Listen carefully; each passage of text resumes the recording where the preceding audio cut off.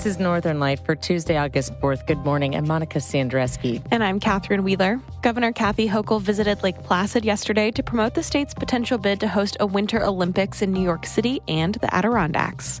This is an extraordinary place. It's a magical place.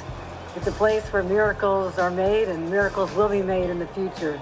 Also on the show, we meet a group of women in Akwesasne who are working to reclaim their ancestors' medicine-making traditions through foraging.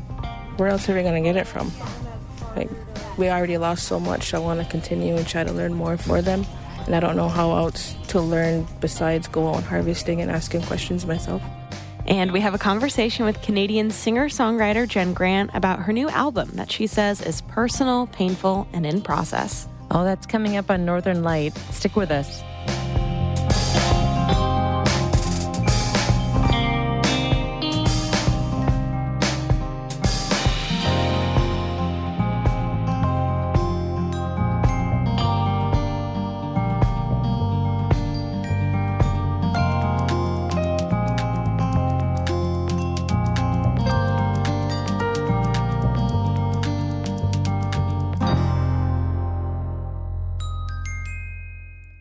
Support for Northern Light here on North Country Public Radio comes from the Adirondack Community Foundation, offering donor-advised funds and other charitable giving tools to help individuals and families support the causes they care about.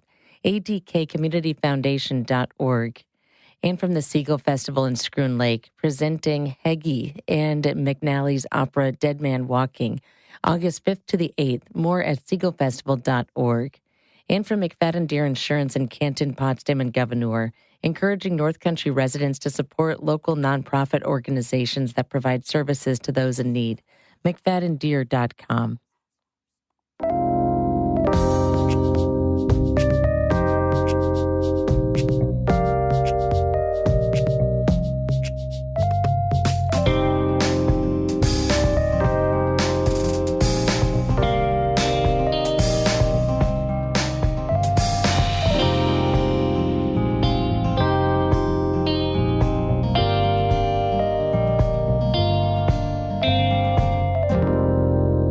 Northern Light. I'm Monica Sandreski.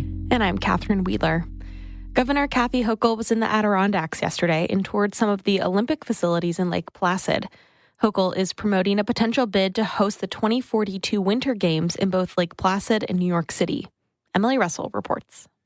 The first stop on Governor Kathy Hochul's tour of the Olympic facilities in Lake Placid was the museum. This is the actual torch from 1980. She's going to show you the torch and go through the... A staff member from the Olympic Museum handed Hochul a pair of white gloves.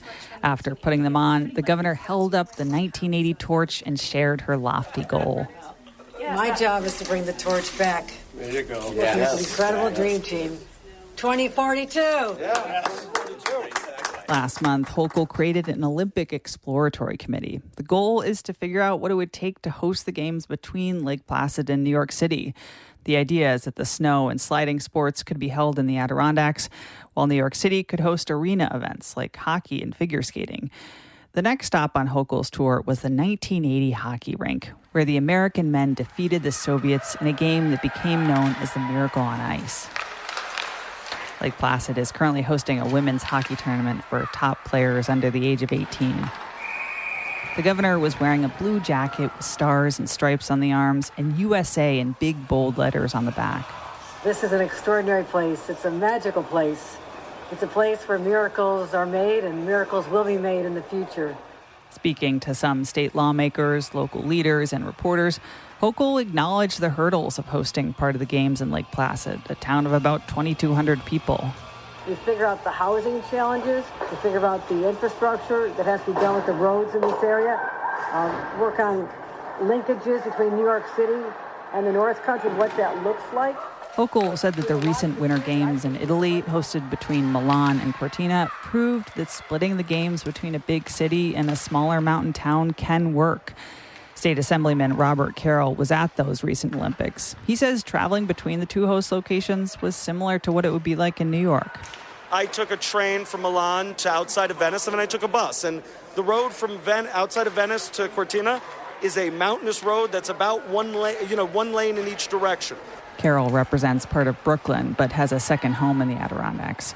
He says any bid to host the games up here will require a lot of public input over things like transportation and housing.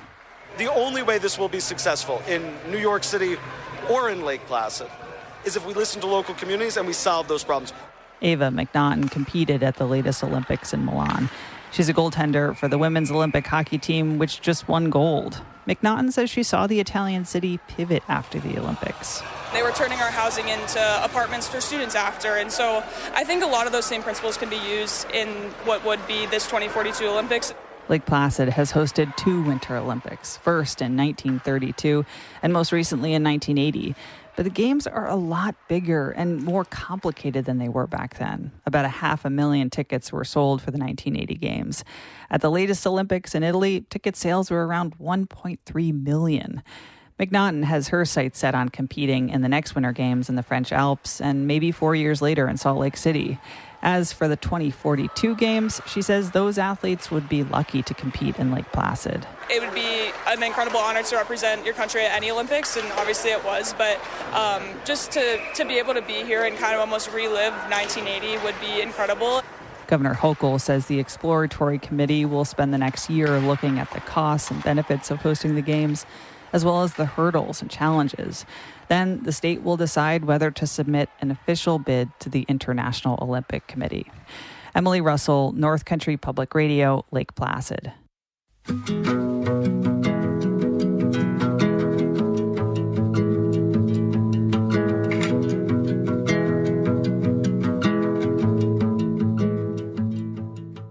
A federal judge in Albany says New York State officials cannot prohibit immigration agents from wearing masks while on duty. Jimmy Vilkine reports for the New York Public News Network.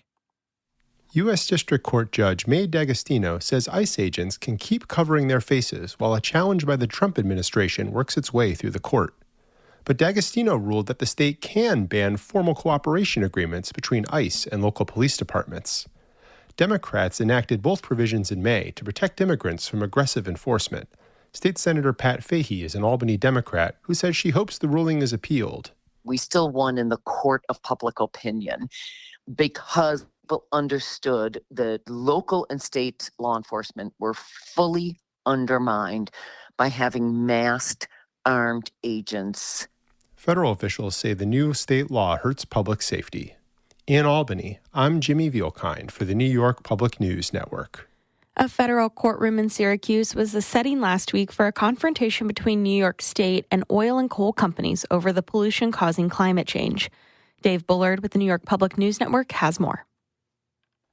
Thursday's hearing had a simple point.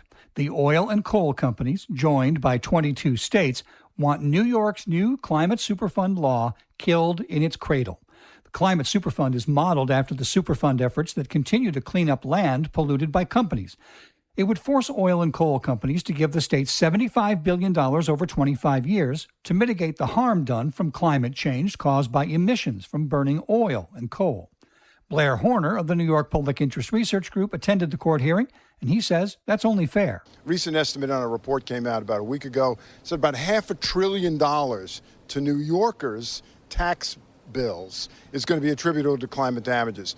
The legislation that was approved by both houses and the governor signed it in 2024 says that the oil companies should kick in. They're fabulously profitable. They're the reason that the product exists, and it's been some of their advocacy that's led us to the problem that we have now today. The big coal state of West Virginia, a lawyer for the fuel industry and a lawyer for the Trump administration, each argued that a prior case in New York City established that the state can't do this because the federal government is already involved in regulating emissions and because many of the fuel companies are multinational corporations, which makes regulating them a form of foreign relations, which only the federal government can do. Federal Judge Brenda Sanin seems skeptical of the state's argument that this case is not like the New York City case. If she finds the two cases cover the same ground, she could find the entire Climate Superfund unconstitutional, leaving the state to find some other way to shift some of the cost of climate change away from taxpayers. Sanin said she would issue a written decision, offered no clues as to when. For the New York Public News Network, I'm Dave Bullard. This is NCPR.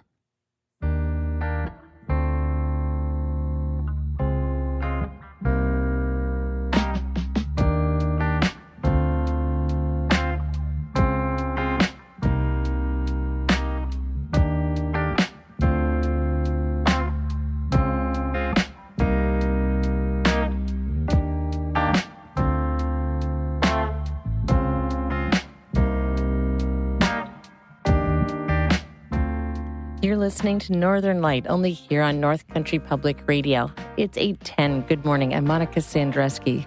And I'm Catherine Wheeler. Stick around. We have a conversation with Canadian singer-songwriter Jenn Grant about her new album. That's coming up in just a couple of minutes here on CPR. But first, we'll hear a little more music from the Best Boys out of Richmond, Vermont.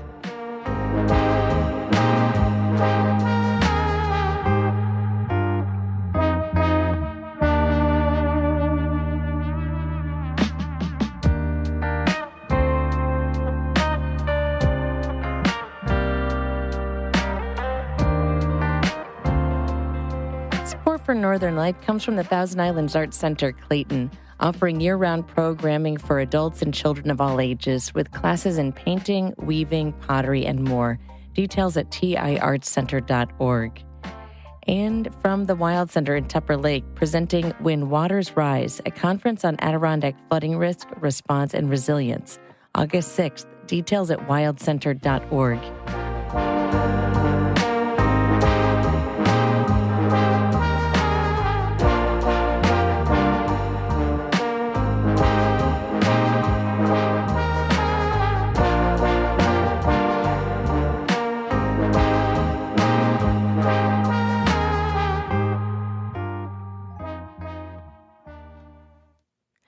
If you have a headache or you're congested, you might reach for a bottle in the medicine cabinet. For Indigenous communities, healing traditionally came from foraging the land, from plants growing in the forest, fields, and even backyards. But generations of land displacement and forced assimilation disrupted medicinal knowledge in many communities, including in the Akwesasne Mohawk territory. A group of Mohawk women is working to bring back some of that traditional knowledge. David Escobar brings us this story. Right by the U.S.-Canada border, a group of women is scaling down a steep embankment on the St. Lawrence River. They use pruners to clip small branches from a freshly cut white willow tree on the shoreline. You want to make sure that the bark has that green color to it. Jasmine Jimerson collects the group's harvest. She inspects each branch and peels away a greenish-brown bark. It leaves a completely smooth piece of wood underneath. And it peels away pretty easy. It's pretty satisfying. Jimerson is a cultural practitioner of traditional medicines for the Mohawk Council of Akwesasne, the government on the Canadian side of the territory. Most days, she's outside teaching community members about the types of medicine that can be cultivated from plants. The bark she's collecting for this class will be turned into a liniment. So it'll be used topically for different pains, and you could use it for inflammation, sore muscles, that sort of thing. This is the second year Jimerson has taught classes for her traditional medicines mentorship program. She says classes usually start with acclimating people, especially those who don't spend a lot of time outdoors, to getting their hands a little dirty. It is really uncomfortable. Like when you're first learning and reconnecting with the land, you know, there's bugs, there's snakes, it's hot, like it's sticky, it's cold, you know, like there's so many things that are just uncomfortable. The elements are uncomfortable. But Jimerson says there's another big obstacle. Decades of Indigenous people being forced to abandon their traditional practices. You know, removing our people from the land, making them ashamed of being knowledgeable of the land, making them afraid of being knowledgeable of the land. All of the things that happened throughout the history of colonization. Colonization, war, and later residential schools forced many Mohawks from their ancestral homes, often to new, unfamiliar ecosystems. Jimerson says that's made it a lot harder to preserve most traditions, including medicine making. In Akwesasne, Jimerson says part of her role is helping people reclaim the knowledge their ancestors carried. But she says that knowledge also has to evolve. Some plants growing in the community today, like white willow, aren't native to the territory. Instead of ignoring them, Jimerson says she wants her students to understand what purpose they can serve. So it's not looking at the invasive species as like negatively, but rather like what are they doing on the earth that other plants used to do for our earth and occupy those spaces. After harvesting the branches, the group plops down around a blue tarp to start processing the bark. They snip the branches into smaller pieces, then strip the bark into inch-long bits. Rachel Wheatley is one of the peelers. It's her second year taking the class. My grandmother did a lot with plant medicines, my great-grandmother, and I just have this overwhelming urge to learn more and more. Wheatley says she's learned uses for all types of plants: stinging nettle, milk thistle, Jerusalem artichokes, and jewelweed. And she says there's no shortage of people who want to learn, especially women in their 20s, 30s, and 40s. The hard part, she says, is finding a teacher, because previous generations were separated from the land. Some people are very willing to share their knowledge and pass it on so it doesn't die out, and some are, I don't know if it's because of the residential schools or, if they're just afraid to share their knowledge or, what the consequences would be if they did. But a lot of people are being more, excited that someone wants to learn about it. One of those excited students is Gagoizanta Lazor. She's new to the class this year. She says she learned as much as she could about traditional medicines from her grandmother and is taking this class to keep learning and to pass those skills on to her kids. I ask why knowing how to forage for medicine is so important to her family. Because where else are we going to get it from? We already lost so much. I want to continue and try to learn more for them. And I don't know how else to learn besides go out harvesting and asking questions myself. And Jimerson says that's what it's all about. Passing on lessons little by little, hoping it'll inspire a new generation of teachers. When our mothers get interested in things, it trickles, those values become instilled in the whole family. And it exposes our children to it much earlier. The women pack the willow bark into brown paper bags filled to the brim. Every student leaves with a recipe for the medicine, and Jimerson hopes the confidence to teach someone else how to make it. David Escobar, North Country Public Radio, Akwesasne. David Escobar is a Report for America Corps member. He reports on diversity issues in the Adirondacks through a partnership between North Country Public Radio and the Adirondack Explorer.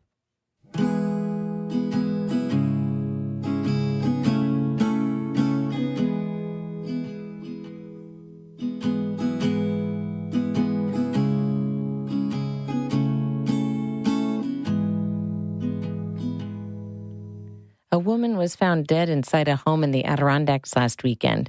According to the autopsy results, 54-year-old Patricia Lawrence's death has been deemed a homicide. State police found Lawrence's body at a home in the town of Jay around 10 a.m. Sunday. Authorities searched the scene and are executing multiple search warrants related to her death. Police are asking residents and businesses in the area around 150 Cary Road and Jay to review any security camera footage. They're looking for any suspicious activity between 10:30 p.m. Saturday and 9 a.m. Sunday. The public can submit information to New York State Police at 518-897-2000. The public comment period is now open for what could become the largest graphite mine in the United States. The Kilbourne project in St. Lawrence County is expected to supply nearly half of the nation's graphite demand.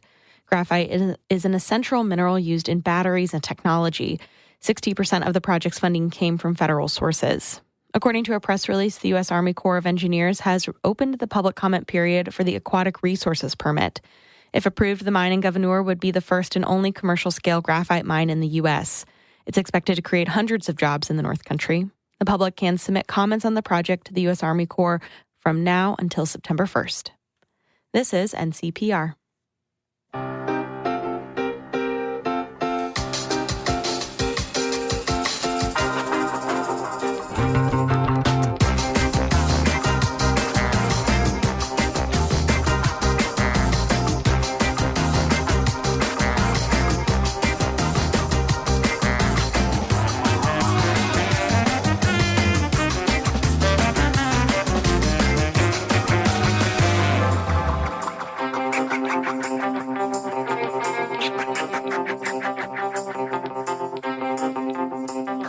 You're listening to Northern Light here on North Country Public Radio. I'm Monica Sandreski. And I'm Catherine Wheeler. Stick around after the show for Bird Notes coming up at 8:42.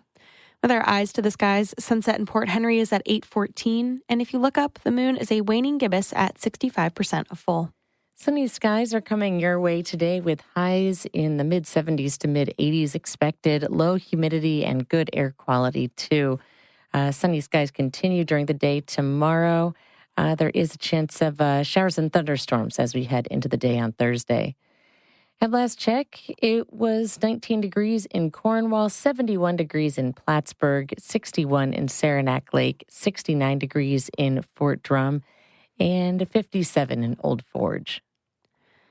The new album from Canadian singer-songwriter Jenn Grant is very personal. She's doing a multimedia show on her tour for her record, Queen of the Strait. She'll be in Montreal and Kingston this fall. If you're fortunate enough to get a vinyl copy of it, spend some time with the cover art. The front and back cover is a photo collage of some of the important people from Grant's life. She spoke with Northword's host, Mitch Teich. I had to do a bit of reckoning. You're putting pictures of people, some of them you're having complicated relationships with, mostly my father. But I think that when I think about my life and I think about my childhood, it's very colorful. There was a lot of adventure. And that was a decision, that was a choice that my mother made to create adventure and magic when it could have been very different. It could have been really depressing because there was a lot of infidelity going on, a lot of traumas around us. And it's just been lit with this color with this sparkle that she gave to it. And I think as a result, I am someone who moves through the world that way. And so is my brother. And this is how it's instilled in me. And I definitely see myself passing that on to my children.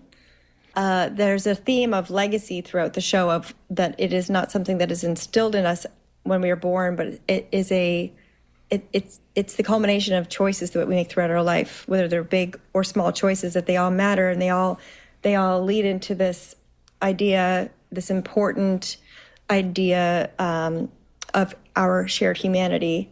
And I think that that's what I'm trying to do with my life, is just make little decisions or bigger decisions that can, help, make the world a better place, for lack of a better way to say that. There are a lot of breakup records in the world, but they are typically about the artist's breakup. It strikes me that there are not a lot of records that are about their parents' breakup. The song that I wanted to ask you about is just in so many layers, and to think about it, it just seems so heartbreaking. The song "Take Me to the Movies." On the last day I was 39, I sold the land, no longer mine. When I look back, I just go back in time to running past the blueberries. The old car burned out in the trees. The stars over the flag raised on the beam. You made figure eights in the sand, tried your best to understand. This record was co-produced by Daniel Ledwell, my husband, and Joshua Van Tassel, and this song makes Josh cry. When I talk about this land that's on the cover in Bothwell, Prince Edward Island, it was divided up. My grandmother divided up between her 7 children, and then my mother and my brother and I had this plot of land.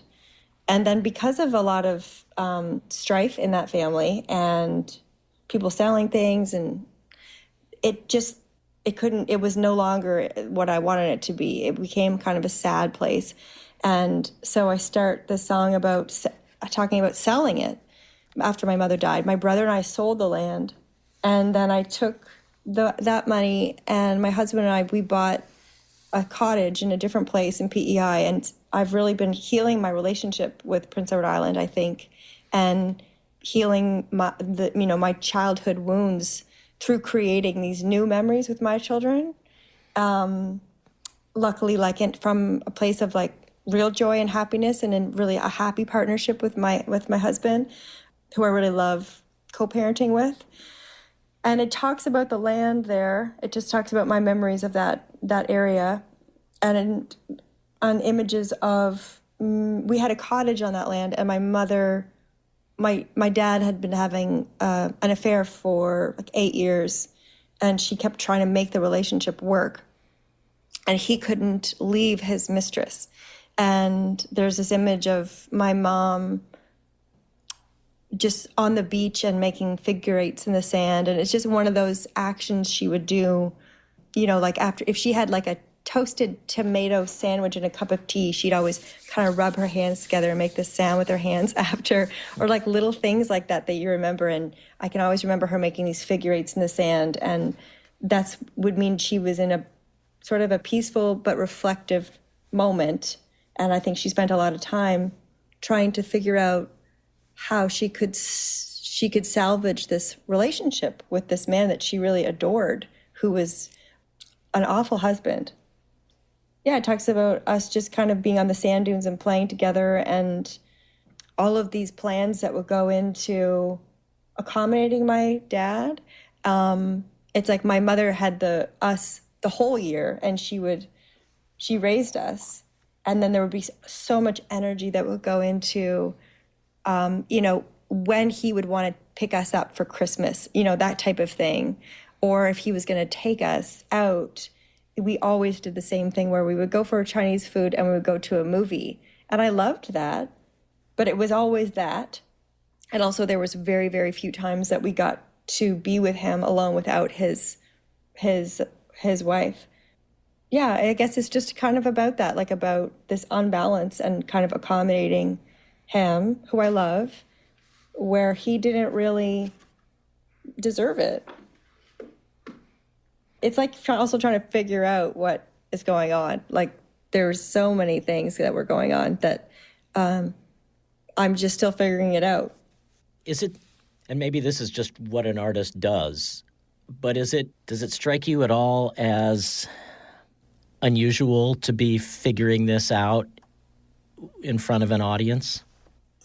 No, it doesn't really. It feels very natural. It's a little bit weird, and I'm a little bit weird, so that makes sense. I don't do normal things. This isn't correct. This feels correct. Canadian singer-songwriter Jenn Grant. She spoke with Mitch Tyke about her new album, Queen of the Street. Grant is doing shows in Montreal and Kingston on her tour this fall. We're going out on her song, Canadian Maple Grove.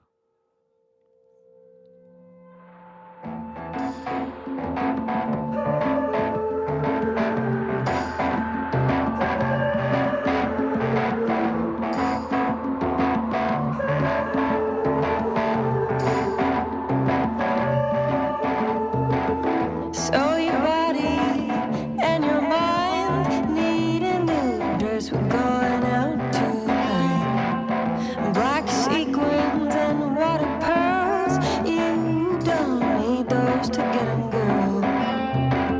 'Cause 14 hours ago we were kissing maple in the snow, covered in sugary syrup. Canadian Maple Grove. 20 years from now, where will we be? 20 years from now, I'm 53.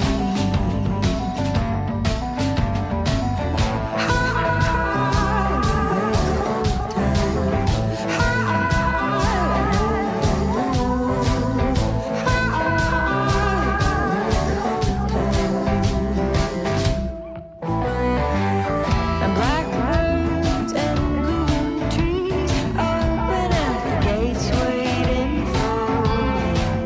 In heaven it waits for us, but baby, don't be bothered if you don't believe. 'Cause 14 Canadian Maple Grove by Jenn Grant. That's it for the show for today. I'm Monica Sandreski. And I'm Catherine Wheeler. Be well.